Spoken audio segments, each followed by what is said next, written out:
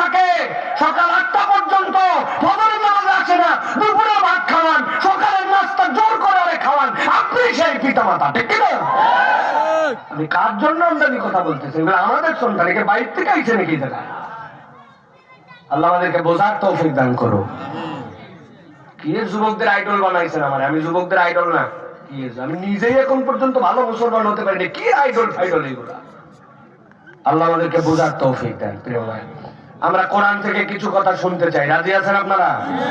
আছেন আপনারা? এ কয়জন থাকলে হবে?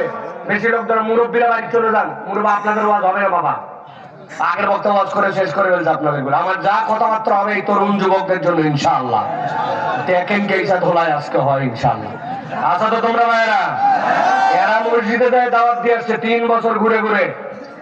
আমি 450 কিলোমিটার 400 কিলোমিটার রান করে আপনাদের এখানে আসছি। আপনি যত দূরে যান আমার থেকে দূরে যাবেন না। আমি আবার 300 কিলোমিটারের বেশি সফর আছে আমার এখান থেকে যাওয়ার পরে। আপনি যত দূর থেকে আছেন আমার থেকে দূরের থেকে আপনি আসেন নাই। আপনি যত ক্লান্তি থাকুক, এই মুহূর্তে আমার ক্লান্তি সবচেয়ে বেশি। টানা 5 মাস এরকম করে কথা বলতে হচ্ছে, আমার কষ্টটা আমি বুঝতেছি। অতএব আমি আপনার কাছে ফাঁকি দিতে এখানে আসি নাই। আমি নির্ধারিত প্রসঙ্গে কোরআন থেকে আপনাকে কথা বলার প্রস্তুতি নিয়ে আপনার কাছে আসছি। আমি আন্দা গন্দা জানিও না, বলতেও